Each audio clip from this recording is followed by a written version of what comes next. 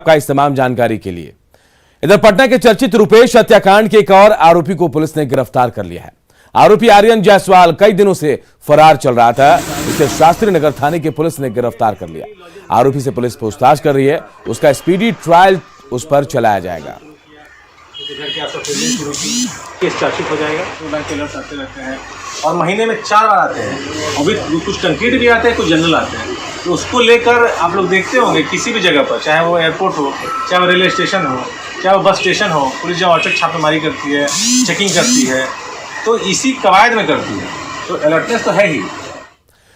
इधर समस्तीपुर में प्रेमी युगल को छुप कर मिलना महंगा पड़ गया। पूर्व मुखिया ने प्रेमी युगल को कमरे में बंद कर बहुत बेरहमी से पीटा है। पूर्व मुखिया ने पहले लड़के और लड़की को एक दूसरे से पिटवा और फिर खुद लाठी लेकर इनकी पिटाई शुरू कर दी। घर का दरवाजा बंद होने की वजह से गांव के लोग उसे बचाने नहीं जा सके। हालांकि पिटाई का वीडियो बना लिया गया और इसे वायरल भी कर दिया गया। एसपी ने कहा कि वीडियो की जांच के बाद कार्रवाई भी की जाएगी।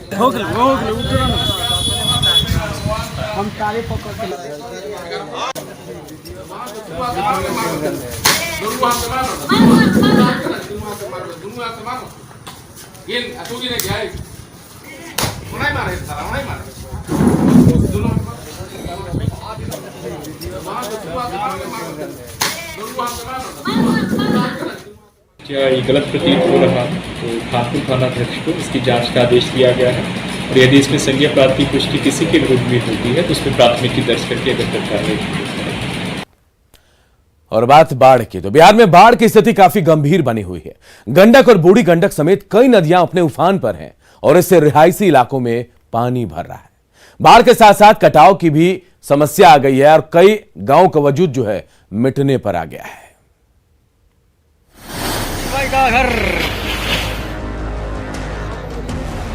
गया पूरा चला गया। चंद पलों में पेड़ धड़ाम। ये है नजारा। जमीन का टुकड़ा पानी में विलीन। तूफान हो रहा, तूफान देखिए। जैसे जैसे कटाव हो रहा है, नदी नजदीक आ रही है। पूर्णिया के वायसी अनुमंडल में महानंदा और परमान नदी की तेज धार से पिछले 15 दिनों से कटाव जारी है। अभी तक खेती की 50 एकड़ से अधिक जमीन कटकर नदी में समा चुकी है। कई घर और सड़कें भी समा चुकी हैं।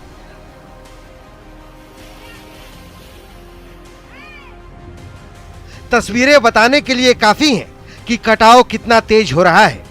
ग्रामीणों की माने तो वक्त रहते पुख्ता इंतजाम नहीं किया गया तो बायसी के कई गांवों का अस्तित्व खतरे में पड़ सकता है। आज लगभग 15 दिन से हम लोग बहुत कोशिश कर रहे हैं कि सरकार की तरफ से कोई आदमी या फिर विधायक जी की तरफ से कोई आदमी यहाँ पर आए, लेकिन अब तक कोई नहीं पहुँच पाए हैं।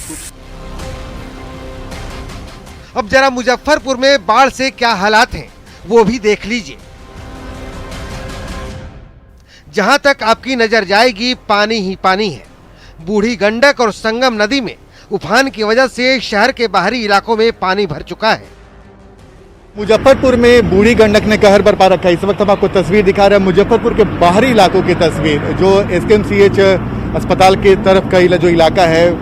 कई सारे ऐसे गांव हैं जो बाढ़ में पूरी तरीके से डूब चुके हैं और इस वक्त जो आप तस्वीर देख रहे हैं, हर तरफ आपको सैलाब ही नजर आ रहा होगा। तो आप अंदाजा लगा लीजिए कि कई सारे गाँव के लोग किस विकट परिस्थिति में किसी तरीके से जीने की कोशिश कर रहे हैं। ये संगम नदी और बूढ़ी गंडक नदी जो दोनों मिलता है, उसके बाद इस दोनों नदियों के मिलने के बाद गांव की स्थिति क्या हो गई है आप अंदाजा लगे। जो हरे हरे पेड़ों के झुरमुट को आप देख रहे हैं वो बस्ती है, लेकिन उसके चारों तरफ पानी ही पानी है और इस पानी की वजह से एक बड़ी आबादी बुरी तरीके से प्रभावित हुई है। और ये तस्वीर ये बताने को काफी है कि अभी मानसून की बारिश भी बहुत तेज गति से शुरू नहीं हुई है, बावजूद इसके अभी कई इलाकों में बाढ़ का पानी प्रवेश कर चुका है। पूर्वी और पश्चिमी चंपारण के इलाकों में बाढ़ से हालात बदतर है। ये है बेतिया का मझौलिया नानो सती मुख्य मार्ग, जहां सड़क पर 2 से 3 फीट पानी बह रहा है। इसी रास्ते से लोग बेतिया, मझौलिया, पटना, मोतिहारी, अरेराज जाते हैं। अब चूंकि मजबूरी है तो लोग पानी में जान जोखिम में डालकर आने जाने को मजबूर हैं।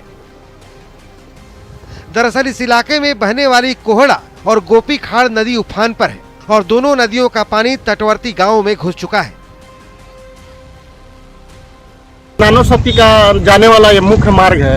यहाँ से बेतिया जाने में भी इसको क्रॉस होकर जाना पड़ता है, चाहे इधर मोतिहारी जाना पड़ता हो या इधर अगर मझौलिया जाना हो तो इसी रास्ते से होकर जाया जाता है। बड़ी परेशानी हो रही है, लगभग 2 से 3 फीट पानी बह रहा है यहाँ पे, काफी कठिनाइयों का सामना करना पड़ रहा है। इधर गोपालगंज में गंडक के किनारे बसे गांवों में अभी भी गंडक का कहर जारी है। सदर प्रखंड के यादवपुर दुखहरण पंचायत के मेहदिया गांव में गंडक से भारी तबाही हुई है।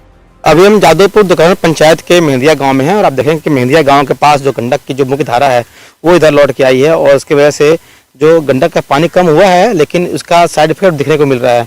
यहाँ पे देखें कि यहाँ पे जो छठ घाट जहाँ पूजा होता था वो पूरी तरह से पानी में डूब गया है और जो गंडक का जो धार है वो देखें आपके किस कदर धार जो है गांव के पास से बह रही है।